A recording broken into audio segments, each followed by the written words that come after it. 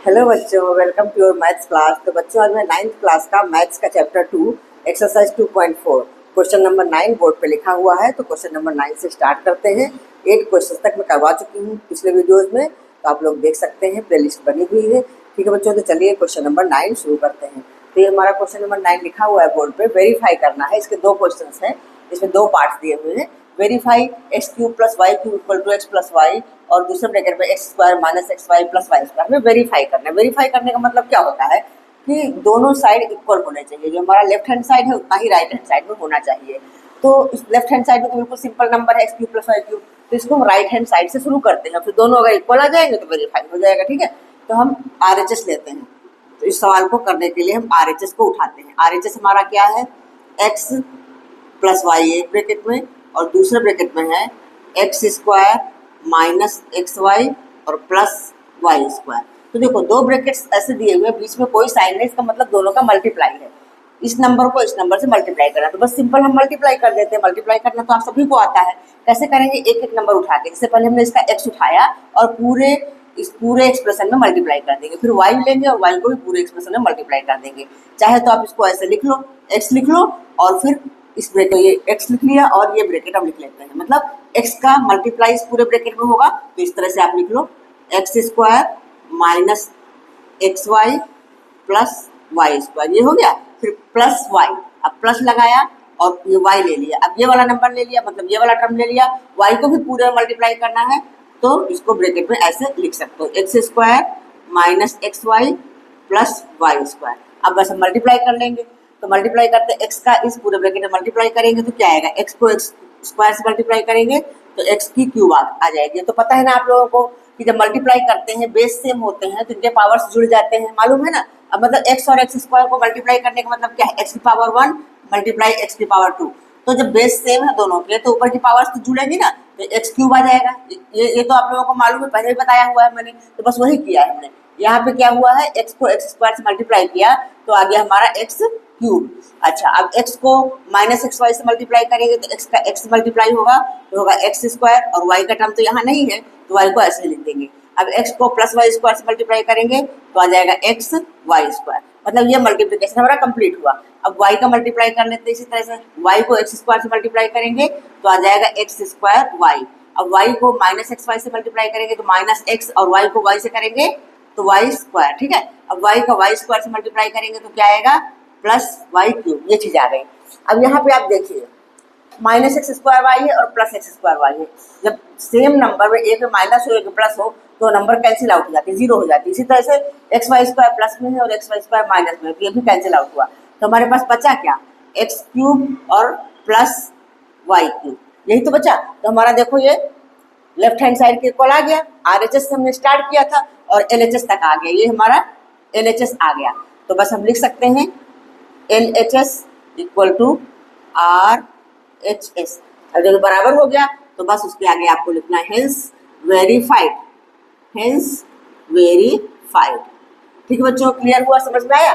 तो बस बिल्कुल सेम इसी तरह से हम अपना सेकंड वाला पार्ट भी कर लेते हैं। हाँ बच्चों, इसका सेकंड पार्ट भी सेम वैसा ही है, उसी तरह से हम करेंगे। RHS ले लेंगे पहले। तो RHS हमारा है x माइनस वाई एक ब्रैकेट में, और दूसरे ब्रैकेट में है x square plus x y और प्लस वाई स्क्वायर।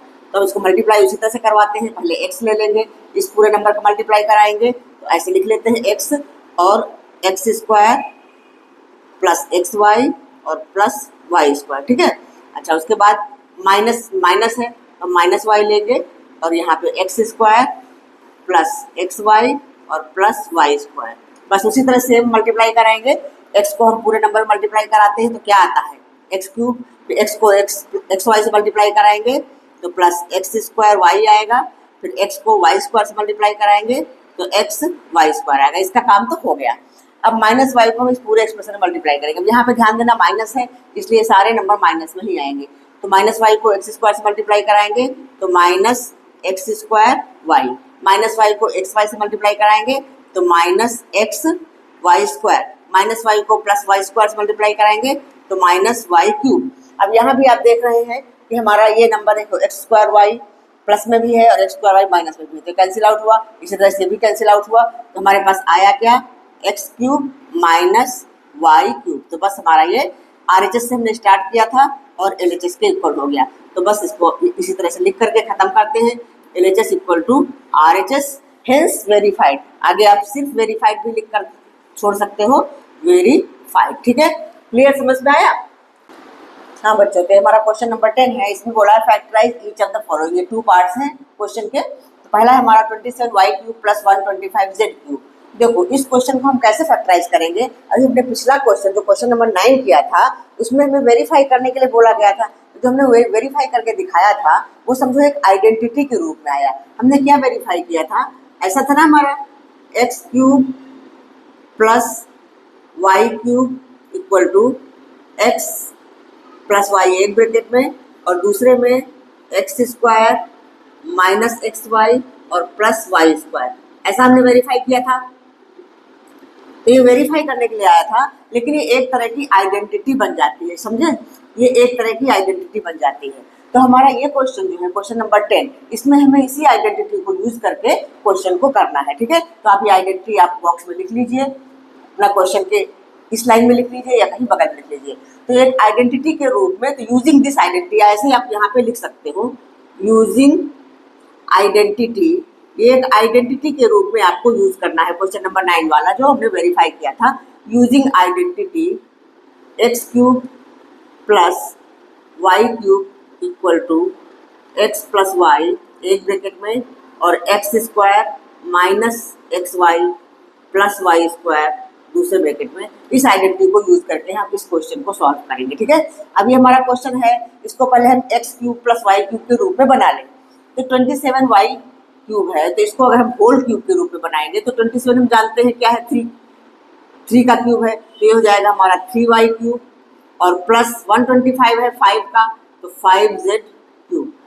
ठीक है, अब ये आइडेंटिटी आप ऐसे बीच में इसके सेकेंड लाइन में लिख लो या ऐसे कहीं बगल में लिख लोगे और सीधा क्वेश्चन चालू कर दोगे तो भी गलत नहीं है। ठीक है, ये हमने a³ मतलब x³ प्लस y³ की तरह हमने इसको बना लिया, जैसे हमारी ये आइडेंटिटी है। तो x³ प्लस y³ क्या होता है, फर्स्ट ब्रैकेट में x प्लस y मतलब पहली नंबर प्लस दूसरी नंबर, तो हमारा नेक्स्ट स्टेप में ऐसा हो जाएगा, पहली नंबर हमारी है 3y और दूसरी नंबर है 5z, तो हमारा एक ब्रैकेट में तो ये आ गया। अब दूसरे ब्रैकेट में क्या आएगा, सबसे पहले x² होता है मतलब फर्स्ट नंबर का स्क्वायर, फर्स्ट नंबर हमारी क्या है 3y, तो 3y का स्क्वायर, फिर माइनस xy होता है तो माइनस 3y और इंटू 5z। ये बात समझ में आ रही है ना? मतलब ये हमारा जो आइडेंटिटी हमने यूज की है तो ऐसा आ गया, x की जगह पे आ गया हमारे पास 3y और y की जगह पे आ गया हमारे पास 5z। तो बस अब इन्हीं को लेकर के हमें सॉल्व करना है। ठीक है, तो ये हमने लिख लिया सेकंड ब्रैकेट में x² माइनस xy, तो xy की जगह 3y और इंटू 5z हो गया, फिर प्लस y² मतलब y का मतलब सेकंड नंबर हमारी क्या है 5z, तो हम 5z का स्क्वायर करेंगे 5z²। अब हम इसको बड़ा ब्रैकेट लगा के बंद कर देंगे। अब इसको अगले स्टेप में सॉल्व कर लेते हैं। फर्स्ट ब्रैकेट में तो कुछ भी नहीं करना है, जैसा है वैसा ही लिख देना है 3y प्लस 5z, और सेकंड ब्रैकेट को हम सॉल्व करें। 3y होल स्क्वायर कितना होता है 9y² माइनस, अब इसको मल्टीप्लाई करेंगे तो 3 5 15, ये हो जाएगा हमारा 15yz, और ये क्या हो जाएगा 5 का स्क्वायर कितना होता है 25z², ये हो गया।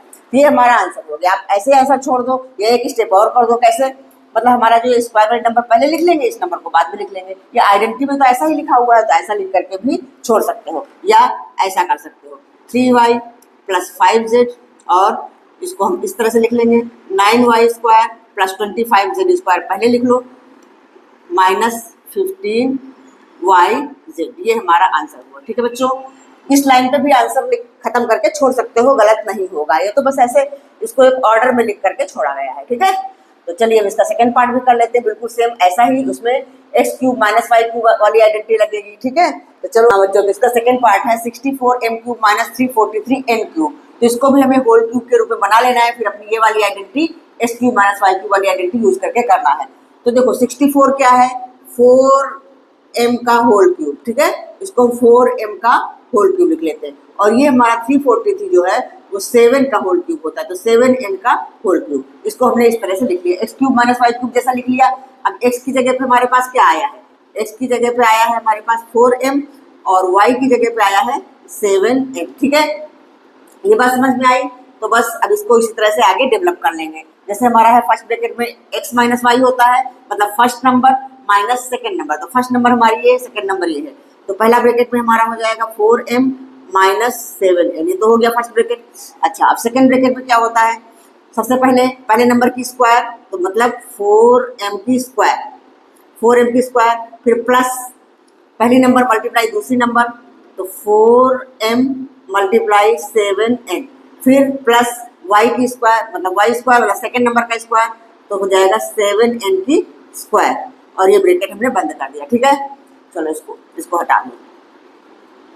अच्छा, अब आगे इसको खोल लेते हैं, 4m माइनस 7n, और सेकेंड ब्रैकेट में 4 का स्क्वायर होता है 16, तो हो जाएगा 16m स्क्वायर, और प्लस 4 7 28, तो हो जाएगा 28mn, और प्लस 7 का स्क्वायर कितना होता है 49n स्क्वायर। ये हमारा आ गया आंसर। बस आप ऐसे ही छोड़ दो, या जैसे मैंने बताया था एक लाइन और कर लो, टाइम है तो वो लाइन करो, अगर एग्जाम में टाइम नहीं है तो ऐसे भी छोड़ करके आप आंसर लिख सकते हो, बिल्कुल गलत नहीं होगा, एक भी मार्क नहीं कटेगा। ठीक है, 49n स्क्वायर प्लस 28mn, मतलब ये ऑर्डर में करने के लिए स्क्वायर नंबर पहले कर दिया और इसको लास्ट में कर दिया, तो ये हमारा आंसर हो गया। ठीक है बच्चों, क्लियर हुआ, समझ में आया?